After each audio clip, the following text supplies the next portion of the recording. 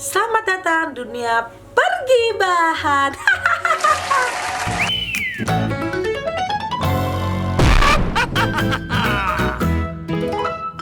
Hai Gibi, kembali lagi dengan Ratu Giba yang kadang ketawa, kadang nggak ketawa, suka-suka dia.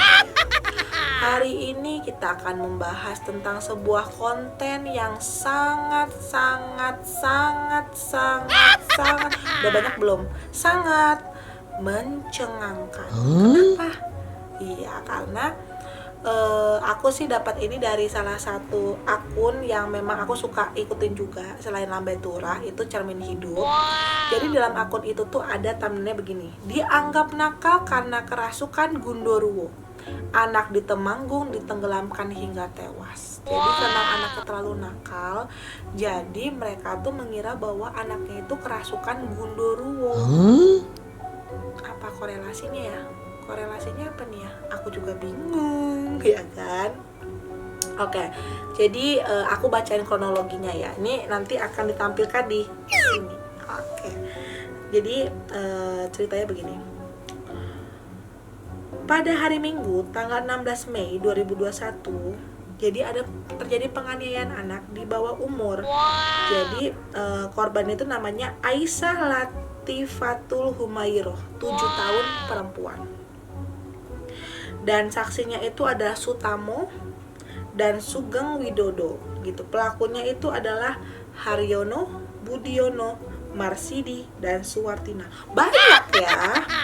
Nah, jadi kronologinya seperti ini. Jadi pada hari Minggu 16 Mei 2021 sekitar jam setengah 12 malam telah ditemukan jenazah anak di bawah umur di rumah Bapak Marsidi dan Paponan DS Bejen Kabupaten Temanggung.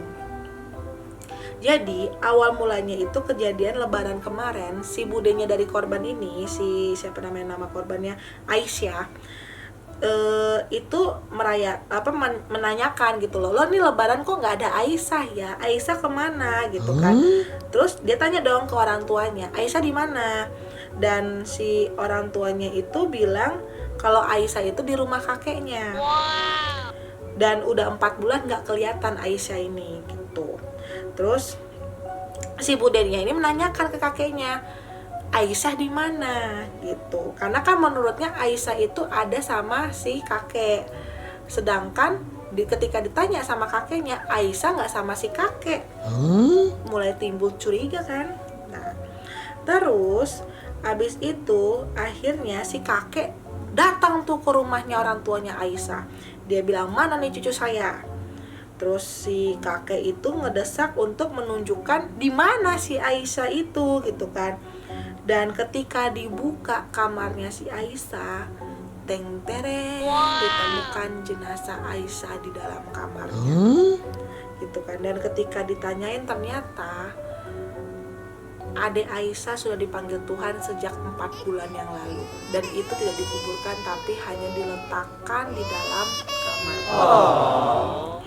Terus akhirnya karena kejadian hal itu dilaporkan dong, karena kan itu termasuk sebuah tindakan yang sudah melanggar hukum.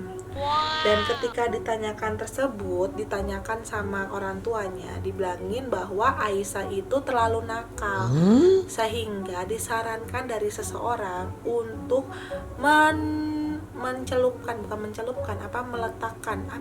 memasukkan Aisyah ke dalam air. Ibaratnya kalau bahasa kasarnya kayak menenggelamkan, supaya dia terbebas dari kerasukan tersebut yang dinamakan kerasukan Gundurwo.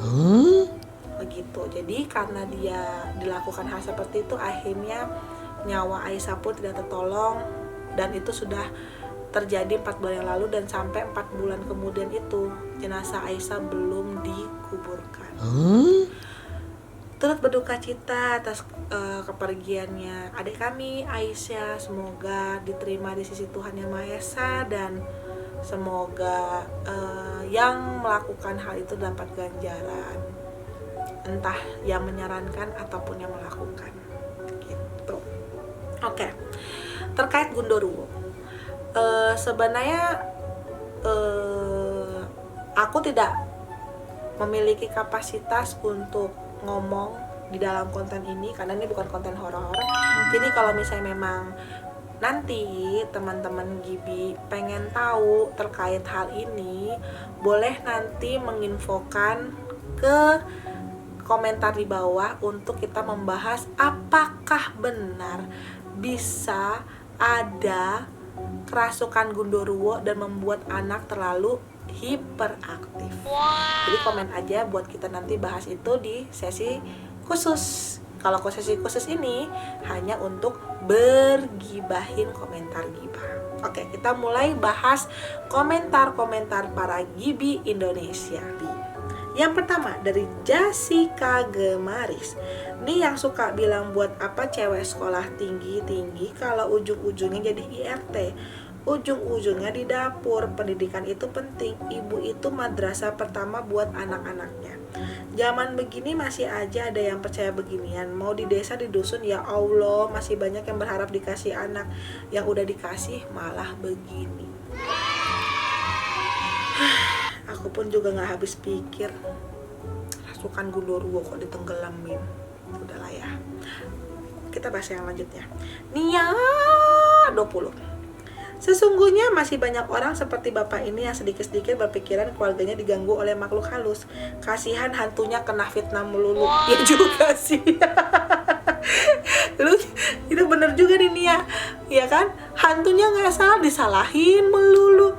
Kadang-kadang tuh kasihan sama hantunya. Harusnya ada pengadilan hantu mungkin ya. Lanjut dari Fenty Utami 16. Udah, gue sampai bingung mau komen apa.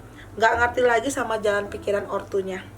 Cuma mau nanya, selama 4 bulan kok bisa nyimpen jenazah begitu? Gak tercium bau tidak sedap sama tetangganya? Bener juga sih. Harusnya kan tercium ya. Mungkin pakai formalin kan kita juga gak tahu ya. Gak mungkin kan dijelasin dengan detail banget menggunakan formalin pada di hari keberapa karena sudah memulai memunculkan bau, kan gak mungkin. Pasti kan dikasih taunya garis besarnya juga. Lanjut dari tadi komentarnya dari Itaurus 93. Astagfirullah, mungkin anaknya hiperaktif, ortunya kali yang ngerasukan Gundurwo. Iya, kalau anaknya hiperaktif bukan ditenggelamin karena kerasukan Gundurwo, tapi ditanyakan ke salah satu yang lebih capable, misalnya psikolog anak kan ada, atau enggak tanya aplikasi untuk terkait psikolog anak ada, atau enggak dari Google bagaimana cara mengatasi anak yang hiperaktif itu juga ada. Kurang kreatif berarti orang tuanya, atau ya gitulah ya, kalian komentar sendiri di sini. Lanjut dari Andreans 262. Jujur sedih gue lihat wajah si adiknya, pengen nangis. Anak sepolos itu gak ngerti apa-apa, dia niaya sampai meninggal. Wow. Ya betul. Anak kecil, masih kecil, belum tahu rasanya dikejar-kejar deadline nikah, belum rasanya dikejar-kejar duit habis, udah keburu dipanggil Tuhan. Kamu dek, sedih banget kamu tidak melewati fase-fase ini, dikejar-kejar sama orang tua perkara belum nikah. Kenapa curhat? Oke. Jangan lupa like, share, komen, serta share dan subscribe supaya untuk membantu Ratu Gibah makin bikin konten dan makin bahagia. Oke, sekian konten dari aku. Bye bye Gibi. Bye bye.